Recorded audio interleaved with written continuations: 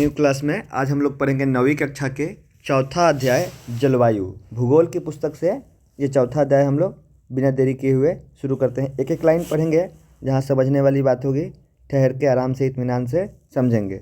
तो शुरू करते हैं। पिछले 2 अध्यायों में आप हमारे देश की स्थल कीर्ति एवं अफवाह के बारे में पढ़ चुके हैं। किसी क्षेत्र के प्राकृतिक पर्यावरण को समझने के लिए आवश्यक 3 मूल तत्वों में से 2 तत्व यही है। कौन कौन सा? अफवाह एवं स्थल कीर्ति। इस अध्ययन में आप तीसरे तत्व अर्थात हमारे देश की वायुमंडलीय अवस्था के बारे में पढ़ेंगे। हम दिसंबर में ऊनी वस्त्र क्यों पहनते हैं, अथवा मई का महीना गर्म एवं असुविधाजनक क्यों होता है, या जून एवं जुलाई में वर्षा क्यों होती है। इन सारे सवालों का जवाब हम लोग इस अध्याय में देखेंगे। इन सभी प्रश्नों का उत्तर आप भारत की जलवायु का अध्ययन करके ज्ञात या जान सकते हैं। तो हमको यही आज अध्ययन करना है। एक विशाल क्षेत्र में लंबे समयावधि 30 वर्ष से अधिक में मौसम की अवस्थाओं एवं विविधताओं का कुल योग ही जलवायु है। मतलब मौसम क्षणिक है, किंतु जलवायु जो है लंबे अवधि का कुल योग है। जैसे इसमें 30 वर्ष माना गया है कि अगर मौसम 30 वर्ष तक इस प्रकार के रहा तो उसको हम लोग क्या कहेंगे? जलवायु कहेंगे। तो मौसम और जलवायु में एक बारीक सा अंतर है कि मौसम क्षणिक होता है कि मौसम की तरह बदल न जाना, यानी मौसम हर पल बदलते रहती है, लेकिन जलवायु जो है स्थिर रहती है। लंबे वर्षों का औसत निकाला जाता है, तब हमारा जलवायु का आकलन किया जाता है। मौसम एक विशेष समय में एक क्षेत्र में वायुमंडल की अवस्था को बताता है।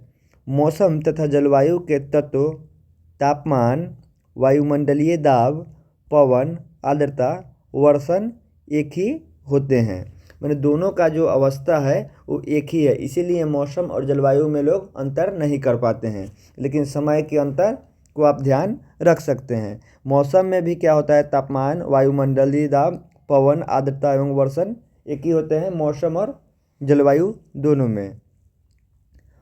आपने अवश्य ध्यान दिया होगा कि मौसम की अवस्था प्रायः एक दिन में कई बार बदलती है। कहने का मतलब है कि सुबह में बारिश हुई, दिन में धूप निकली, फिर शाम में बारिश हो गई। ये क्या हुआ? मौसम हुआ, जो दिन में कई बार बदलती रहती है। लेकिन फिर भी कुछ सप्ताह, महीना तक जलवायु अवस्था लगभग एक समान बनी रहती है। जैसे कई बार आपको लगता होगा कि गर्मी के दिनों में अधिक बारिश होने की वजह से ठंड जैसा महसूस होने लगता है, लेकिन ये समय लंबा तक नहीं चलता है। फिर कल होके गर्मी आपको, या शाम तक होते होते गर्मी महसूस होगी। जैसे दिन में गर्म या ठंडे, हवादार या शांत, आसमान बादलों से घिरा या साफ तथा आर्द्र हो सकते हैं। यही अंतर को बता रहा है। महीनों के औसत वायुमंडलीय अवस्था के आधार पर वर्ष को ग्रीष्म ऋतु या वर्षा ऋतु या शीत ऋतु में विभाजित किया जाता है। विश्व के अनेक जलवायु प्रदेशों में बांटा गया है। क्या आप जानते हैं कि भारत की जलवायु कैसी है तथा ऐसा क्यों है? इस संबंध में हम इस अध्याय में पढ़ेंगे। एक शब्द है मानसून।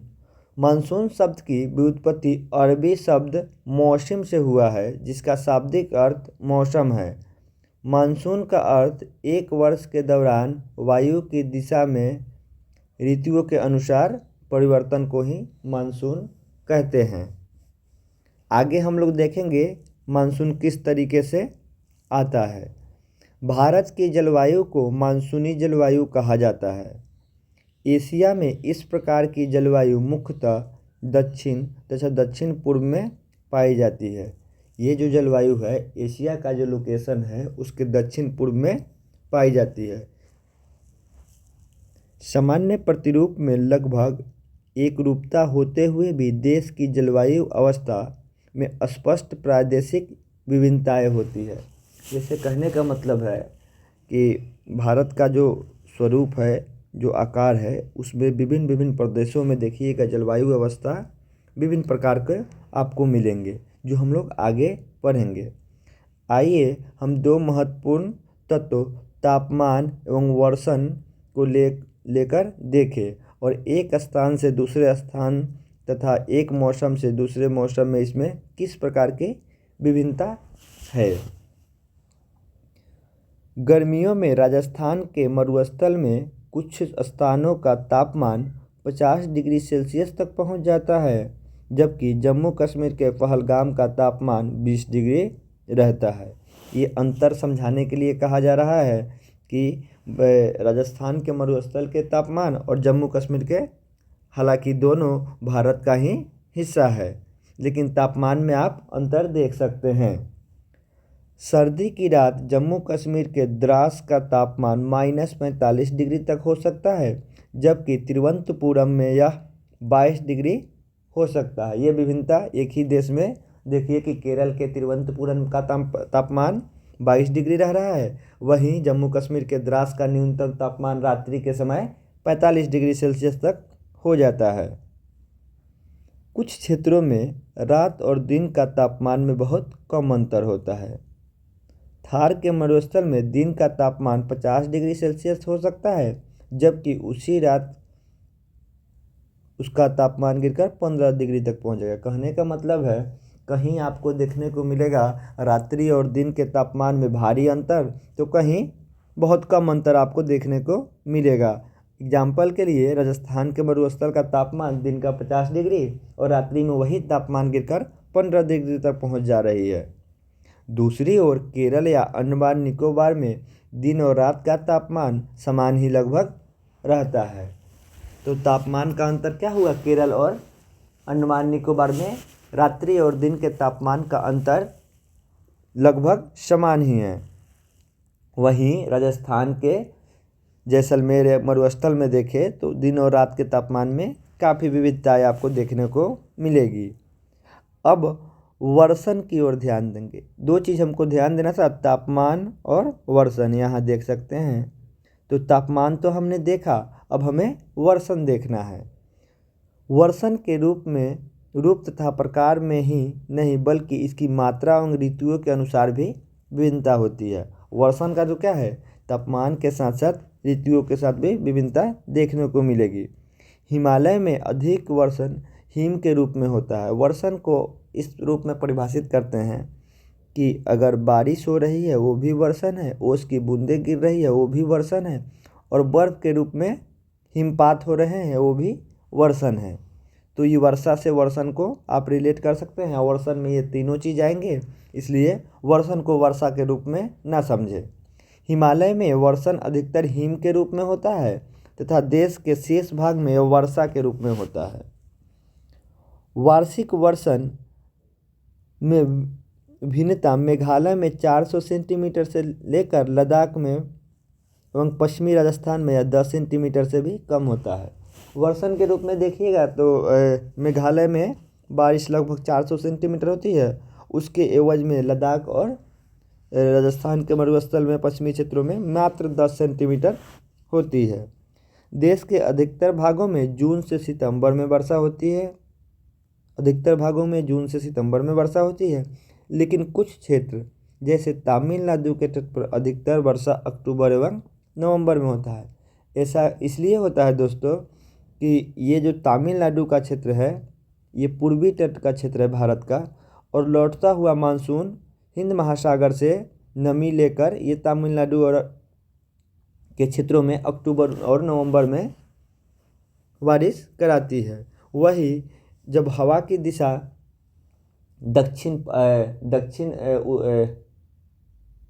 जब दक्षिण पश्चिम की ओर होता है तब क्या जून से सितंबर में लगभग उत्तर भारत से लेकर उत्तर पूर्वी भारत में बारिश और केरल के तट पे भी बारिश देखने को मिलता है। वही जब मानसून लौटता है, जब हवा की दिशा इस डायरेक्शन में होती है तब ये तमिलनाडु के क्षेत्र में बारिश होती है। सामान्य रूप से तटीय क्षेत्रों में तापमान में अंतर कम होता है। देश के आंतरिक भागों में मौसम और ऋतुओं में अंतर अधिक होता है। ये हमेशा आपको देखने को मिलेगा, जो समुद्र तट पर जो राज्य होंगे, जो स्थान होंगे, वहाँ पे दिन और रात के तापमान में अंतर कम होता है, लेकिन आपको वही स्थलीय भाग के अंदर में देखिएगा तो अंतर आपको अधिक मिलेगा। उत्तर मैदान में वर्षा की मात्रा सामान्यतः पूर्व से पश्चिम की ओर घटती जाती है। ऐसा किस लिए क्यों होता है दोस्तों? तो ऐसा समझने के लिए हमको ये समझिए कि भारत का नक्शा हुआ और ये हमारा नॉर्थ ईस्ट रीजन हुआ, ये ऊपर से हिमालय हुआ। तो जब भी दक्षिण पश्चिम मानसून जाती है इस तरीके से हवा, ये अपने साथ नमी ले जाती है और ये हिमालयी भागों से टकराकर इस डायरेक्शन में इसका मूवमेंट होता है। तो धीरे धीरे पूर्व से अगर पश्चिम की ओर जा रही है तो धीरे धीरे इसके नमी की मात्रा घटते जाती है। तो सबसे ज़्यादा बारिश इस नॉर्थ ईस्ट रीजन में होगा, फिर इधर बिहार वाले इलाके में, पश्चिम बंगाल में, और धीरे धीरे यूपी की तरफ घटते घटते मानसून कमज़ोर पड़ जाता है और दिल्ली तक पहुँचते पहुँचते मानसून में नमी क्षमता हवा में कम हो जाता है और बारिश कम होती जाती है। वही ये लाइन लिख रहा है कि उत्तर के मैदान में वर्षा की मात्रा सामान्यतः पूर्व से पश्चिम की ओर घटती जाती है। तो आप लोग यहाँ समझ चुके होंगे कि पूर्व से पश्चिम की ओर जाते समय वर्षा क्यों घट जाती है। ये भिन्नताएँ, इसको पहले इरेज कर लेते हैं, नहीं तो आगे हम लोगों को दिक्कत का सामना करना पड़ सकता है। चलिए, तो इरेज कर लिए। ये भिन्नताएँ लोगों के जीवन में विविधता लाती है, जो उसके भोजन, वस्त्र और घरों के प्रकार में दिखती है। जैसे जलवायु और वर्षा सभी जगहों के उसके जीवन में विविधता लाती है। जैसे वस्त्र में पहनावा बदल जाएगा, घर का बनावट बदल जाएगा, भोजन का प्रकार बदल जाएगा, जिसकी कल्पना आप लोग कर सकते हैं और इसी कक्षा में हम लोग आगे में ये बातें पढ़ेंगे। जैसे एक सवाल यहाँ छोड़ी जा रही है कि राजस्थान के घरों की दीवार मोटी क्यों होती है और छत चपटी क्यों होती है। इसको आप लोग समझ सकते हैं कि ऐसा क्यों होता है। क्यों होता है? गर्मी के कारण। तराई क्षेत्रों तथा गोवा के मैंगलोर में ढाल वाली छाटों में इस तरीके से क्यों होता है? ये वर्षा के पानी जल्दी से नीचे आ जाने के लिए इस तरीके से किया जाता है। असम में प्रायः कुछ घर बांस के खम्भों पर बने होते हैं, ऐसा क्यों होता है? अब हम लोग आगे पढ़ेंगे जलवायु नियंत्रण। जलवायु नियंत्रण हम लोग पढ़ेंगे। किसी भी क्षेत्र की जलवायु को नियंत्रण करने वाले कितने कारण होते हैं? 6 कारण होते हैं जो जलवायु को प्रभावित करते हैं। ये इम्पोर्टेंट है, इसको आप लोग ध्यान में रखेंगे। जैसे अक्षांश, तुंगता यानी ऊंचाई, वायु दाब एवं पवन तत्व और समुद्र से दूरी, महासागरीय धाराएं एवं ऊंचावच लक्षण। अब एक एक करके इन 6 को हम लोग आगे देखेंगे कि किस तरीके से ये जलवायु को नियंत्रित एवं प्रभावित करते हैं। सबसे पहले हम लोग देखेंगे अक्षांश को। अक्षांश क्या है? ये पृथ्वी की गोलाई है। ये हमारा अक्षांश इस तरीके से है। तब लाइन में पढ़ते हैं, कैसे समझाने की कोशिश किया है एनसीईआरटी बुक ने। पृथ्वी की गोलाई के कारण इसे प्राप्त सौर ऊर्जा की मात्रा में अक्षांशों के अनुसार अलग अलग होती है। अब देखिए, ये गोलाई है पृथ्वी, इसके कारण क्या होगा कि सूर्य का जो प्रकाश पड़ेगा इसके अक्षांश के कारण हर जगह पे अलग अलग पड़ेगा। तो इस तरीके से ये हमारे जलवायु को प्रभावित करेगा।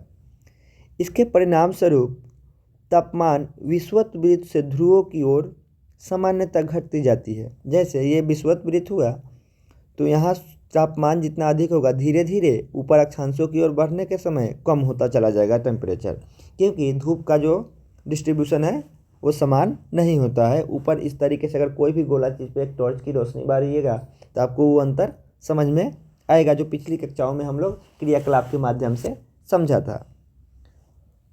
कोई व्यक्ति पृथ्वी की सतह से ऊंचाई की ओर, अब हम लोग एक अक्षांश देखें, अब तुंगता देखते हैं, ऊंचाई किस तरीके से हमारी जलवायु को प्रभावित करता है या नियंत्रित करता है।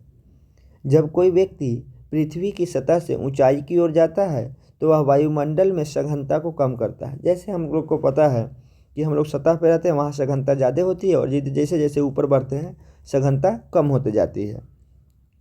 और सघनता कम होने के साथ साथ तापमान भी ऊपर जाने पे घटती जाती है। इसलिए पहाड़ियाँ गर्मी के मौसम में ठंडी होती है। इस तरीके से देखिएगा कि जिस समय गर्मी का मौसम है वो पहाड़ी इलाका जो होगा उस समय भी ठंडा होता है। तो 2 चीज़ हम लोग देखें, एक ऊंचाई देखें, एक अक्षांश देखें। किसी भी क्षेत्र में वायु दाब, अब तीसरा हम लोग देख रहे हैं वायु दाब और पवन तंत्र। किसी भी क्षेत्र का वायु दाब एवं पवन तंत्र उस क्षेत्र के अक्षांश एवं ऊंचाई पर निर्भर करता है। दो चीज़ देखे हैं, अक्षांश एवं ऊंचाई। तो अक्षांश एवं ऊंचाई के माध्यम से प्रभावित होता है क्या, वायु दाब और पवन तंत्र। तो पवन तंत्र के माध्यम से भी इस प्रकार यह तापमान एक वर्ष के वितरण को भी प्रभावित करता है। अब क्या होगा कि अब जलवायु में ये भी महत्वपूर्ण भूमिका निभाएगी, वायु दाब और पवन तंत्र। और पवन तंत्र किससे प्रभावित है, अक्षांश एवं ऊंचाई से। समुद्र की जलवायु समकारी प्रभाव रख पड़ता है समुद्र का जलवायु पर। अब समुद्र का भी, अब हम लोग दूसरा क्या, महासागरीय धारा, जैसे समुद्र से दूरी घटेगी वहाँ की जलवायु में भी परिवर्तन आपको देखने को मिलेगी। तो उसमें क्या रोल है कि समुद्र का जलवायु पर समकारी प्रभाव पड़ता है। जैसे जैसे समुद्र से दूरी बढ़ती है उसका प्रभाव कम होते जाता है। तो हम लोग को ये 1 नंबर, 2 नंबर, 3 नंबर, 4 नंबर, 5वां नंबर है समुद्र से दूरी।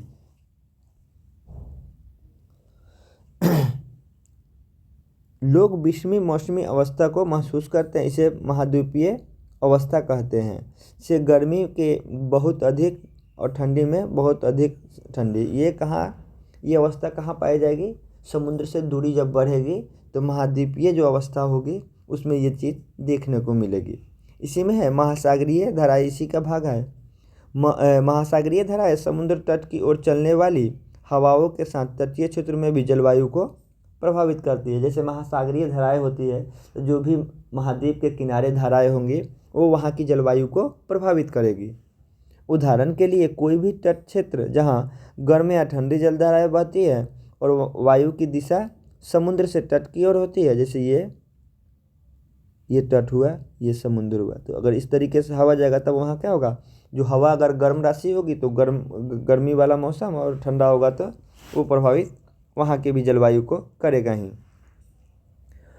क्या कारण है कि विश्व के अधिकतर मरुस्थल उपोष्ण कटिबंधीय भागों में महाद्वीपीय पश्चिमी किनारों पर ही स्थित है।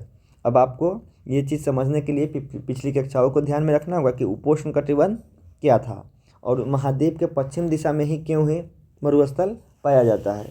ये आप पिछली कक्षाओं में समझे होंगे, इसको आगे हम लोग देखते हैं। अंत में किसी स्थान की जलवायु को निर्धारित करने के लिए उच्चावच भी महत्वपूर्ण भूमिका निभाती है। उच्चावच कहने का मतलब है कि अगर कोई भी क्षेत्र है वहाँ पे अगर लंबी पहाड़ हो तो उसकी क्या भूमिका होगी, होगा क्या, ऊंचे पर्वत ठंडी हवाओं अथवा गर्म हवाओं को अवरोध करते हैं। अब अगर इधर से ठंडी हवा जा रहा है तो ये इधर आने नहीं देगा, इधर से गर्मी जा रहा है तो ये विभाजक के रूप में काम करता है। जैसे हम लोग का हिमालय जो है मध्य एशिया से जो ठंडी हवा आती है उसको रोक रखता है, नहीं तो भारत का भी अगर हिमालय नहीं होगा तो ये इलाका भी होगा काफ़ी ठंडा होगा मध्य एशिया की तरह। यदि उसकी ऊंचाई इतनी अधिक हो कि वर्षा लाने वाली वायु को रास्ता रोके। इसका एक और कारण ये भी होता है, आपको देखने को मिलेगा, ये पश्चिमी तट पर, केरल के तट पे जो ऊंचाई है यहाँ केरल के तट पे, तो जो भी दक्षिण पश्चिम मानसून आती है उसको रोक के यहीं पे बारिश करा देगी। तो ये ऊंचावच जो है आपको क्या किया कि रोक कर हवा को बारिश भी करा देगी, लेकिन इस हवा को जब यहाँ रोक के बारिश करा देगी तो इसकी वृष्टि छाया क्षेत्र जो इसके दाहिने तरफ पड़ेगी यानी पूर्वी की तरफ, ये आपका वृष्टि यहाँ पे बारिश नहीं होने देगा। तो दो कारण आपको यहाँ देखने को मिलेगा।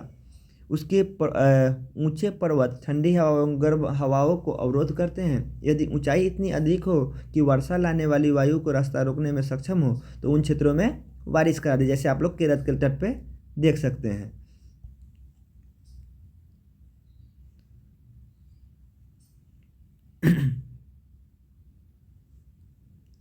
पर्वत के पवन विमुखी ढालों पर अपेक्षाकृत सूखे रहते हैं। यही पवन विमुखी ढाल इसको कह रहे हैं, इसके इस भाग में जिसको हवा पार करने नहीं दिया जा रहा है। अब हम लोग पढ़ेंगे भारत की जलवायु को प्रभावित करने वाले कारण। अभी हम लोग पढ़ रहे थे जलवायु को ही नियंत्रित कौन कौन चीज़ करता है। उसके बाद हम लोग पढ़ेंगे विशेष रूप से भारत की जलवायु को प्रभावित करने वाले कौन कौन से कारण हैं। सबसे पहले हम लोग देखेंगे इसमें अक्षांश। कर्कवृत्त देश के मध्य भाग पश्चिम में कच्छ के रण से लेकर पूर्व में मिजोरम से होकर बहती है। आप कर्क रेखा का लोकेशन देख सकते हैं, ये गुजरात के कच्छ से होते हुए मिजोरम तो गुजरती है। देश का लगभग आधा भाग कर्कवृत्त के दक्षिण में स्थित है। आधा भाग कर्कवृत्त के दक्षिण में स्थित है जो उष्णकटिबंधीय क्षेत्र है। कर्कवृत्त के उत्तर में स्थित शेष भाग उपोष्णकटिबंधीय है। आपको इस बात को कैसे समझाया जाए, तो देखिए, ये मानिए कि हमारा भारत है, यहाँ से ये कर्क रेखा गया, तो ये जो हुआ ऊपर वाला भाग उत्तर की तरफ, ये हो गया उपोष्णकटिबंधीय जलवायु, और दक्षिण वाला भाग जो हुआ उष्णकटिबंधीय जलवायु हुआ। तो आपने कर्क रेखा की स्थिति देखकर ये समझ गए होंगे कि उपोष्णकटिबंधीय ऊपर की तरफ यानी उत्तर वाला, और उष्णकटिबंधीय दक्षिण भारत यानी दक्षिण वाला भाग जो उष्णकटिबंधीय जलवायु है। अब हम लोग देखेंगे ऊंचाई।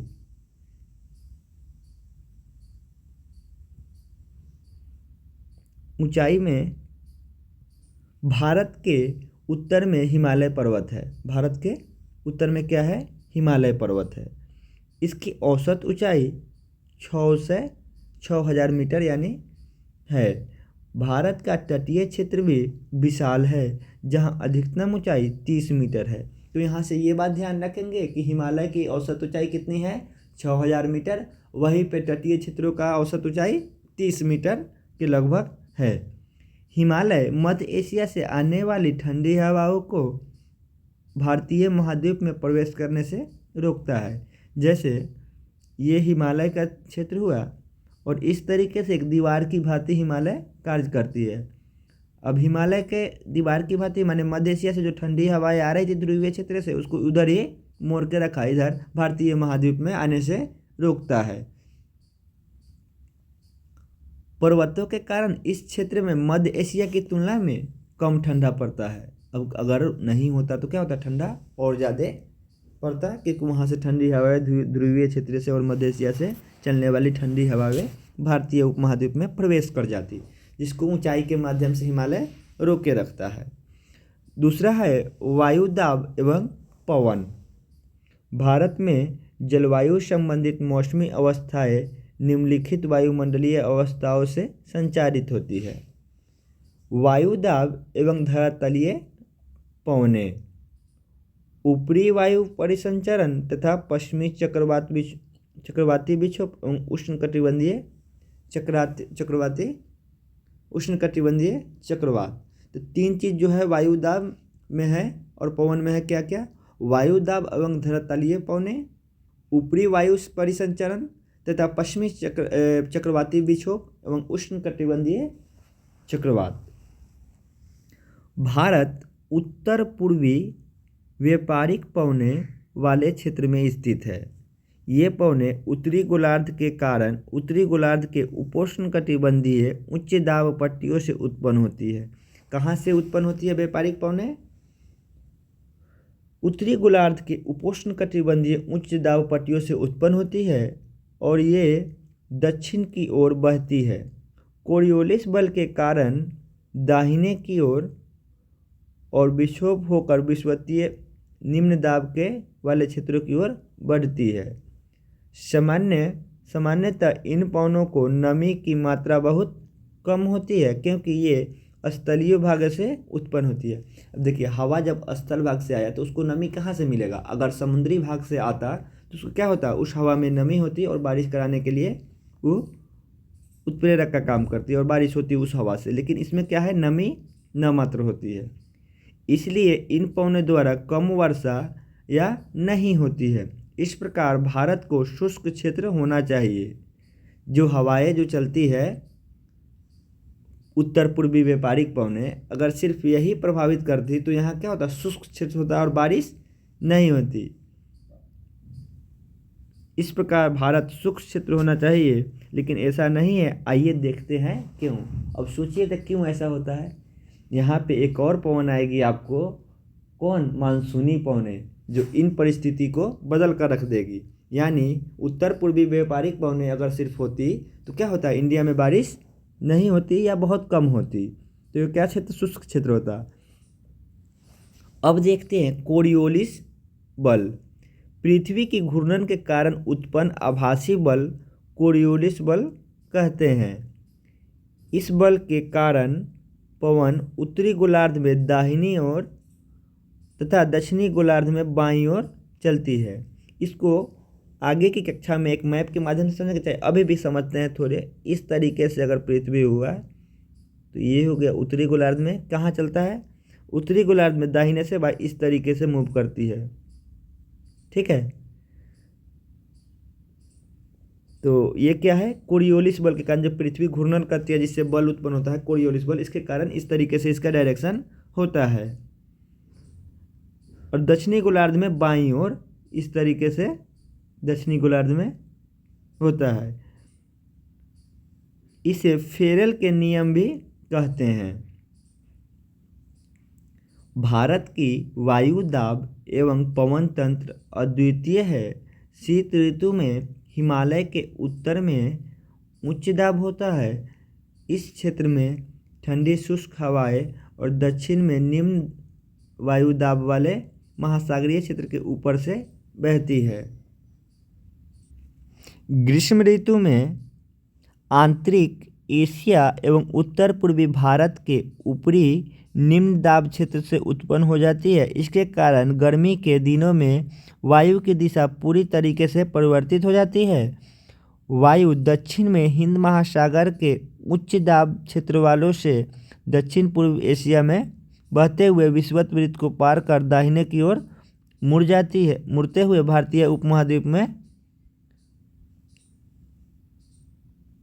पर स्थित निम्न दाब की ओर बहने लगती है। ये मानसून की आने की तरीका को बता रहा है कि यही इन्हें दक्षिण पश्चिम मानसून की पवनों के नाम से जानते हैं। किस तरीके से इसका डायरेक्शन इस दिशा में बदलते हैं कोरियोलिस बल के कारण। और ये जो मूवमेंट है इसी को, यही हवा जो नमी लाती है उसी को क्या कहते हैं, दक्षिण पश्चिम मानसून कहते हैं। इसमें होता क्या है कि जब सूर्य की किरण इस उत्तरी गोलार्ध में फोकस्ड होता है तो ये हवा ऊपर की ओर गर्म होकर ऊपर की ओर जाती है। और उस हवा को भरने के लिए जब ये हवा आती है वही क्या है, दक्षिण पश्चिम मानसून है। ये पवनें कृष्ण महासागर के ऊपर से बहती है, नमी ग्रहण करती है और तथा भारत के मुख्य भूमि पर वर्षण करती है। ये हम लोग मानसून को समझे। अब हम लोग देखेंगे ऋतुएं। मानसून जलवायु की विशेषता एक विशिष्ट मौसम प्रतिरूप होता है। एक विशिष्ट ऋतु से दूसरे ऋतु में मौसम की अवस्थाओं में बहुत अधिक परिवर्तन होता है। विशेषकर देश के आंतरिक भागों में ये परिवर्तन अधिक मात्रा में परिलक्षित होते हैं। तटीय क्षेत्रों में तापमान में बहुत अधिक भिन्नता नहीं होती है, यद्यपि वर्षा के प्रारूप में भिन्नता होती है। मतलब तापमान में तो कोई अंतर तटीय क्षेत्रों में नहीं होता है, लेकिन वर्षा के रूपों में होता है। देखते हैं कैसे। आप अपने क्षेत्र में कितने प्रकार की ऋतुओं का अनुभव करते हैं। भारत के मुख्यतः 4 ऋतुओं की पहचान की जा सकती है। ये है शीत ऋतु यानी ठंडा वाला, ग्रीष्म ऋतु गर्मी वाली, और कुछ क्षेत्रीय विविधता के कारण मानसून के आगमन तथा वापसी का काल होता है। अब हम लोग देखेंगे शीत ऋतु। उत्तर भारत में शीत ऋतु मध्य नवंबर से प्रारंभ होकर फरवरी तक रहती है। भारत के उत्तरी भाग में दिसंबर एवं जनवरी में सबसे ठंडे का महीना होते हैं। तापमान दक्षिण से उत्तर की ओर बढ़ने पर घटती जाती है। पूर्वी तट पर चेन्नई का औसत तापमान 24 डिग्री सेल्सियस से 25 डिग्री सेल्सियस के बीच होता है, जबकि उत्तर भारत में यह 10 डिग्री से 15 डिग्री सेल्सियस के बीच होता है। दिन गर्म और रातें ठंडी होती है। उत्तर में तुषारपात सामान्य है और तथा हिमालय की ऊपरी ढाल में हिमपात होता है। इस ऋतु में देश के उत्तर पूर्वी व्यापारिक पवनें प्रभावित होती है और ये स्थल से समुद्र की ओर बहती है, इसलिए इस क्षेत्र में अधिकतर भाग शुष्क मौसम होता है। इन हवाओं के कारण कुछ मात्रा में वर्षा तमिलनाडु के तट पर होता है, जो हमने पहले ही चर्चा कर लिया। जो मानसून वापस आती है इस डायरेक्शन में तो इस तमिलनाडु के तट पर वर्षा होती है, क्योंकि यहाँ की पवनें समुद्र से स्थल की ओर बहती है। ये समुद्र हो गया हिंद महासागर, इस वजह से उसमें नमी होती है और वो बारिश कराती है। देश के उत्तरी भाग में एक कमजोर उच्च दाब का क्षेत्र बन जाता है, लेकिन हल्की पवनें इन क्षेत्रों से बाहर की ओर प्रभावित होती है। ऊंचावत से प्रभावित होने के कारण ये पवनें पश्चिम तथा उत्तर पश्चिम से गंगा घाटी में बहती है। सामान्यतः इस मौसम में आसमान साफ, तापमान तथा आर्द्रता कम और पवनें शिथिल एवं परिवर्तित होती है। शीत ऋतु में उत्तरी मैदान में पश्चिम एवं उत्तर पश्चिम से चक्रवाती विक्षोभ का अंतर्वाह विशेष लक्षण होता है। होता क्या है कि शीत ऋतु में जो मध्य एशिया से या भूमध्य सागर की ओर से उत्तर पश्चिम जो चक्रवाती विक्षोभ का प्रवाह होता है, ये इसमें कभी कभी बारिश भी होती है। यह कम दाब वाली प्रणाली भूमध्य सागर और पश्चिम एशिया के ऊपर उत्पन्न होता है तथा पश्चिमी पवनों के साथ भारत में प्रवेश करती है। इसके कारण शीतकाल में मैदानी भाग में वर्षा होती है तथा पर्वतों पर हिमपात, जिसकी उस समय बहुत अधिक आवश्यकता होती है। यद्यपि शीत ऋतु में वर्षा, जिस स्थानीय तौर पर महावट कहा जाता है, कुल मात्रा कम होती है, लेकिन ये रबी फसलों के लिए यानी गेहूं के लिए महत्वपूर्ण होती है। प्रायद्वीपीय भागों में शीत ऋतु स्पष्ट नहीं होता है। समुद्री पवनों के प्रभाव के कारण शीत ऋतु में भी यहाँ तापमान के प्रारूप में न बराबर का परिवर्तन होता है। अब हम लोग देखेंगे ग्रीष्म ऋतु। सूरज के उत्तर की ओर आभासी गति के कारण भूमंडलीय ताप पट्टी उत्तर की तरफ खिसक जाती है। मार्च से मई तक भारत में ग्रीष्म ऋतु होती है। तापमान पट्टी के स्थानांतरण के प्रभाव का पता विभिन्न अक्षांशों पर मार्च से मई के दौरान रिकॉर्ड किए गए तापमान को देखकर लगाया जा सकता है। मार्च में दक्कन के पठार उच्च तापमान लगभग 38 डिग्री सेल्सियस होता है। अप्रैल में मध्य प्रदेश, गुजरात का तापमान लगभग 42 डिग्री सेल्सियस होता है। मई में देश के उत्तर पश्चिमी भागों का तापमान सामान्यतः 45 डिग्री सेल्सियस होता है। प्रायद्वीपीय भारत में समुद्र प्रभाव के कारण तापमान कम होता है। क्यों? क्योंकि समुद्र से हवा स्थल की ओर और स्थल से हवा समुद्र की ओर चलते रहती है, इसलिए तापमान में विशेष अंतर आपको देखने को नहीं मिलेंगे। देश के उत्तरी भाग में ग्रीष्मकाल में तापमान वृद्धि होती है तथा वायु दाब में कमी आती है। जैसे टेम्परेचर बढ़ेगा वहाँ क्या होगा, लो प्रेशर का क्षेत्र बनेगा, यानी वायु दाब में कमी आएगा। मई के अंत में उत्तर पश्चिम में थार के रेगिस्तान से पूर्व एवं दक्षिण पूर्व में पटना तथा छोटा नागपुर पठार तक कम दाब का लंबवत क्षेत्र उत्पन्न होता है। मैंने अब क्या होगा, प्रेशर लो हुआ तो पवन का परिसंचरण इस गर्त की ओर चारों ओर से प्रारंभ होगी। अब यहाँ टेम्परेचर इस पट्टी पे हाई होगा, टेम्परेचर हाई तो प्रेशर लो।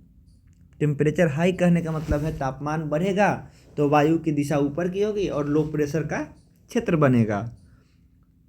लू ग्रीष्मकाल में एक प्रभावी लक्षण है। ये धूल भरी गर्म और शुष्क पवनें होती है जो दिन के समय भारत के उत्तर एवं उत्तर पश्चिम क्षेत्रों में चलती है। कभी कभी ये देर शाम तक जारी रहती है। इस हवा का सीधा प्रभाव घातक हो सकता है।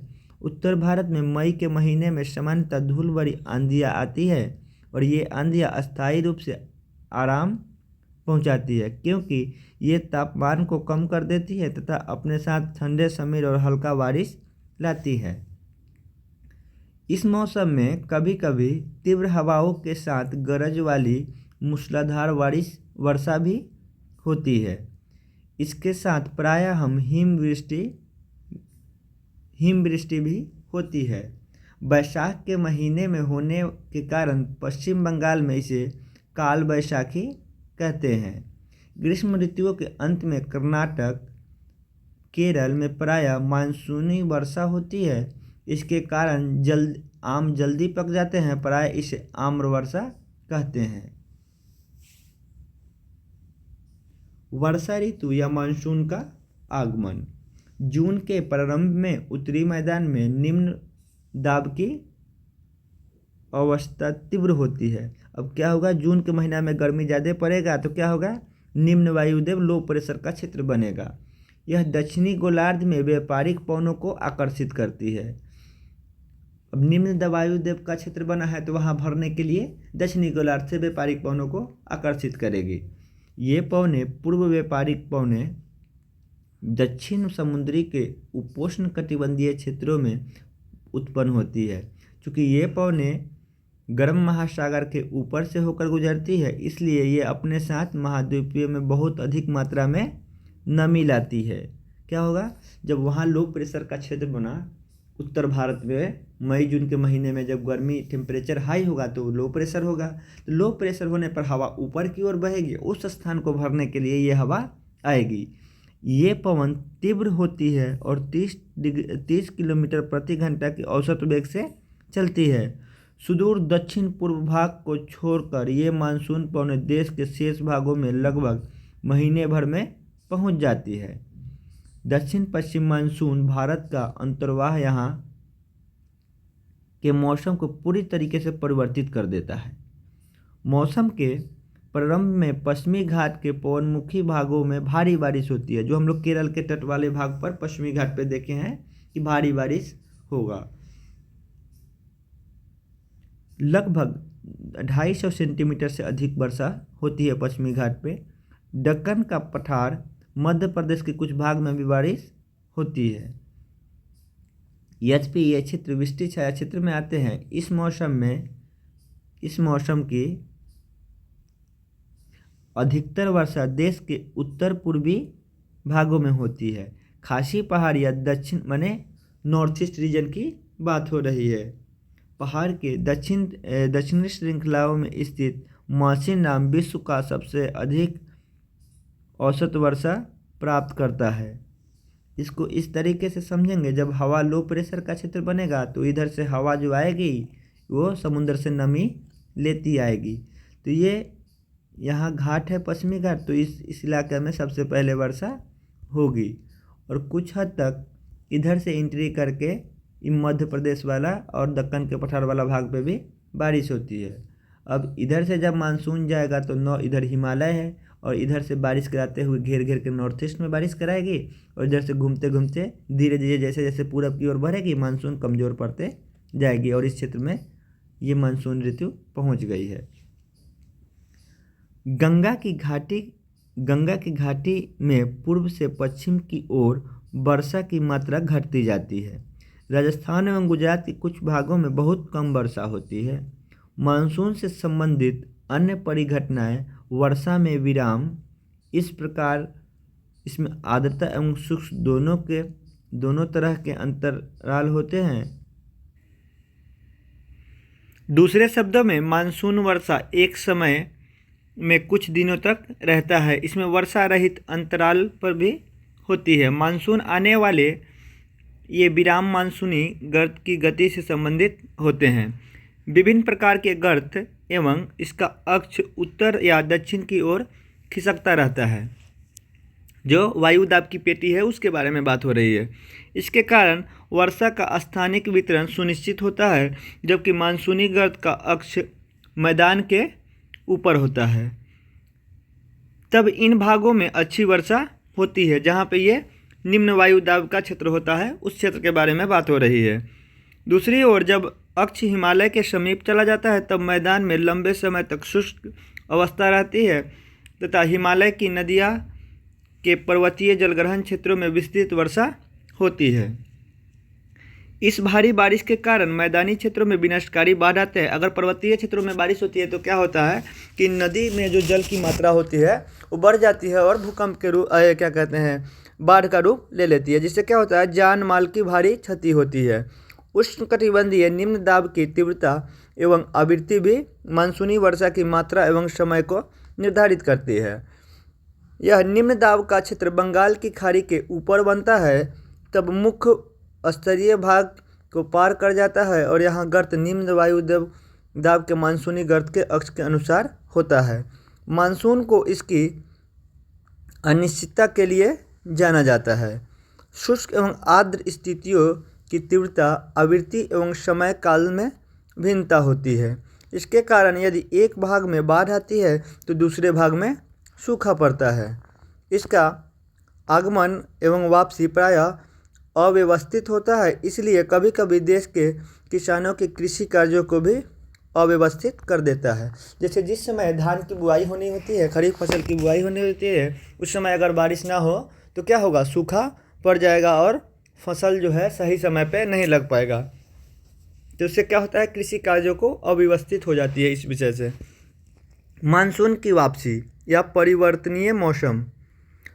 अक्टूबर और नवंबर के दौरान दक्षिण की तरफ सूर्य के आभासी गति के कारण मानसून गर्त निम्न वायु दाब वाला गर्त उत्तर मैदान के ऊपर शिथिल हो जाता है और धीरे धीरे उच्च दाब प्रणाली इसका स्थान ले लेती है। जैसे टेम्परेचर का है, जैसे इसका सूर्य का जो फोकस है उत्तर भारत की तरफ से अगर खिसक जाता है तो क्या होगा, वहाँ निम्न वायु दाब का क्षेत्र नहीं बनेगा। जैसे वहाँ से खिसकेगा क्या होगा, धीरे धीरे उच्च वायु दाब का क्षेत्र बन जाएगा।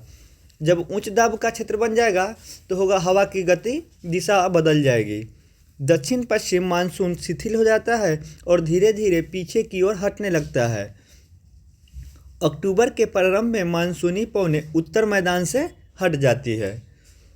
अक्टूबर एवं नवंबर का महीना गर्म वर्षा ऋतु से शीत ऋतु में परिवर्तन का काल होता है। यहाँ यानी सूर्य का फोकस जो है उत्तर के मैदान से खिसकने लगता है। मानसून की वापसी होने में क्या होता है, आसमान साफ होता है। अगर मानसून की वापसी हो रही तो कौन सी परिस्थिति होगी, आसमान साफ होगा, टेम्परेचर में वृद्धि हो जाती है, दिन का तापमान उच्च होता है जबकि रात ठंडी और सुहानी हो जाती है। स्थल अभी भी आर्द्र होता है और उच्च तापमान एवं आर्द्रता वाली अवस्था के कारण दिन का मौसम असहज हो जाता है। जैसे अगर उत्तर भारत के रहने वाले आप लोग होंगे तो आप समझ सकते हैं कि सबसे बेसी चिलचिलाती धूप जो गर्मी जो है सबसे ज़्यादा आश्विन के महीना में लगता है। जैसे सितंबर अक्टूबर का जो महीना होता है गर्मी बहुत ज़्यादा और रात में ठंडा आपको महसूस होता है।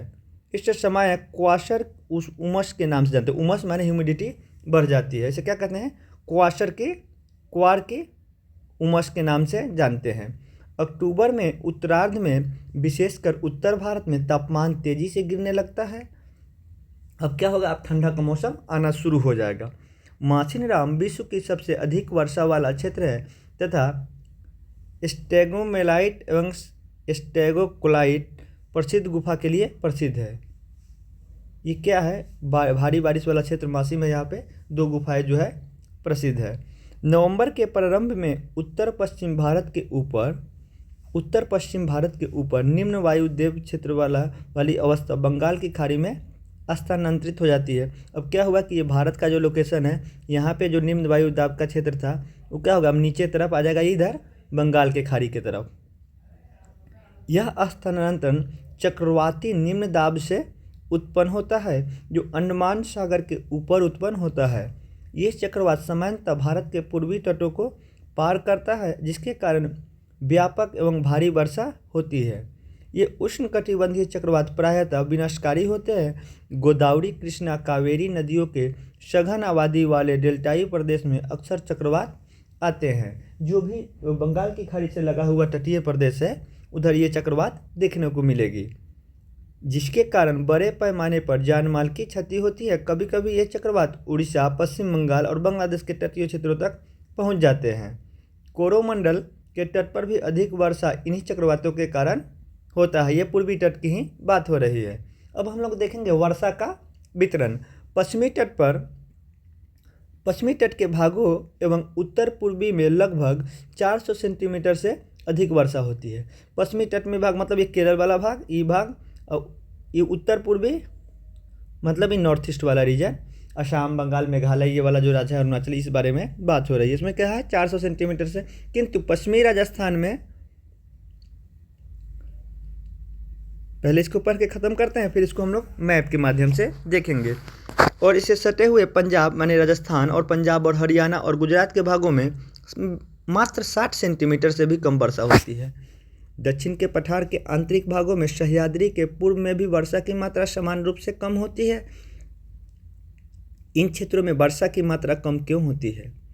अभी हम लोग मैप के माध्यम से भी ये समझेंगे, पहले इसको हम लोग पढ़ लेते हैं। जम्मू कश्मीर के लेह में वर्षण की मात्रा काफ़ी कम होती है। देश के शेष हिस्से में वर्षा की मात्रा मध्यम रहती है। हिमपात हिमालयी क्षेत्रों तक ही सीमित रहती है, माने बर्फबारी जो होती है केवल हिमालयी क्षेत्र तक सीमित होती है। मानसून की प्रकृति के परिणाम स्वरूप एक वर्ष से दूसरे वर्ष में होने वाले वार्षिक वर्षा की मात्रा की भिन्नता होती है। वर्षा की विषमता निम्न वर्षा वाले क्षेत्रों जैसे राजस्थान, गुजरात और कुछ अन्य भागों एवं पश्चिमी घाटों के वृष्टि छाया क्षेत्र में अधिक पाई जाती है। अतः अधिक वर्षा वाले क्षेत्र में अधिक बाढ़ आती है, जबकि निम्न वर्षा क्षेत्र में सूखे की आशंका बनी रहती है। मानसून एकता का परिचायक। क्या आप पहले पढ़ चुके हैं कि हिमालय अत्यंत ठंडी पवनों से भारतीय उपमहाद्वीप की रक्षा करते हैं? ये बात हम लोग पहले समझ चुके हैं। इसके कारण अपेक्षाकृत उच्च अक्षांशों के बावजूद उत्तरी भारत में निरंतर ऊंचा तापमान रहता है। क्यों? क्योंकि हिमालय एक दीवार के माध्यम काम करता है और ध्रुवीय प्रदेश या मध्य एशिया से आने वाली ठंडी हवाओं को रोक के रखता है। इससे क्या होता है, जो उत्तर भारत वाला क्षेत्र है तापमान उच्च बना रहता है। इसी प्रकार प्रायद्वीपीय पठार में तीनों ओर से समुद्र के प्रभाव के कारण न तो अधिक गर्मी पड़ती है न ही अधिक सर्दी पड़ती है। ये जो भी इधर अरब सागर ये वाले भाग की बात कर रहा है, इसमें ना कभी गर्मी पड़ता है अधिक ना सर्दी, जो भी तटीय प्रदेश है। इस समकारी प्रभाव के कारण तापमान की दिशाओं में बहुत कम अंतर पाए जाते हैं, परंतु फिर भी भारतीय प्रायद्वीपीय पर मानसून की एकता का प्रभाव बहुत ही स्पष्ट है। पवन की दिशाएं का ऋतुओं के अनुसार परिवर्तित तथा उससे संबंधित ऋतुओं की दिशाएं ऋतुओं चक्रों को एक लय प्रदान करती है। वर्षा की अनिश्चितताएं तथा उसका असमान वितरण मानसून का एक विशिष्ट लक्षण है। क्या है? वर्षा की अनिश्चितता कि कब कहाँ वर्षा होगी तथा असमानताएं मैंने कहीं ज़्यादा कभी कम, इसका वितरण भी एक विशिष्ट लक्षण है किसका? मानसून का। संपूर्ण भारतीय भूदृश्य इसके जीवन एवं वनस्पति तथा इसका कृषि चक्र एवं मानव जीवन तथा उनके त्यौहार एवं उत्सव पर इसी मानसूनी लय के चारों ओर घूमता है। जो भी हमारा कृषि चक्र है ये किस पे प्रभावित होता है? मानसून से ही प्रभावित होता है। मानव का जीवन भी बिल्कुल किससे प्रभावित होता है? मानसून से ही। किस तरीके से मानव का जीवन प्रभावित होगा ये आप कल्पना कर सकते हैं कि जहाँ बारिश हो रहा है वहाँ उस समय कृषि कार्य हो रहा है, जहाँ सूखा पड़ रहा होगा उससे निपटने की चुनौतियों का सामना कर रहा होगा वो स्थान। फसल और उत्सव जो है, ये त्यौहार उत्सव जो है वो भी कहीं ना कहीं कृषि से और मानसून से मानव के जीवन से संबंधित है। उत्तर से दक्षिण तथा पूर्व से पश्चिम तक संपूर्ण भारतवासी प्रति वर्ष मानसून के आगमन की प्रतीक्षा करते हैं। क्यों करते हैं? क्योंकि उसी से उसका आज भी भारत में 80% लोग कृषि पर निर्भर है, तो यही कारण है कि उसके मानसून से ही उसके कृषि कार्य को गति मिलती है। इसलिए क्या होता है, मानसून का इंतजार करते हैं ये लोग। ये मानसूनी पवनें हमें जल प्रदान करती है, कृषि की प्रक्रियाओं में तेजी लाती है एवं संपूर्ण देश को एक सूत्र में बांधती है। नदी घाटियाँ जो इन जलों का समूहन करती है उन्हें भी एक नदी घाटी की इकाई नाम दिया जाता है। कि नदी में अगर बारिश का पानी ही ना हो तो प्रायद्वीपीय नदियाँ तो लगभग सूखी ही रहेगी और हिमालयी नदियाँ में भी पानी की बहाव कम होगा। ये हम लोग देख सकते हैं ये मैप के माध्यम से 400 सेंटीमीटर से अधिक वर्षा वाला क्षेत्र ये पश्चिमी घाट का क्षेत्र है। यहाँ ये मैप में देख सकते हैं जो डार्क ब्लू में है ये नॉर्थ ईस्ट का रीजन है, जो मेघालय वाला और असम वाला क्षेत्र जो है 400 से अधिक। उसके बाद जिससे थोड़ा सा मध्यम जो है वो 200 से 400 के बीच में, जिसमें नॉर्थ ईस्ट रीजन आता है और ये उत्तर भारत के मैक्सिमम मैदान आते हैं। उसके बाद 100 से 200 सेंटीमीटर वाला ये मैप में देख सकते हैं किस कलर में है। ये देखिए ये राजस्थान का वृष्टि छाया क्षेत्र वाला क्षेत्र है, ये भी है वृष्टि छाया क्षेत्र में जहाँ बहुत कम बारिश होती है।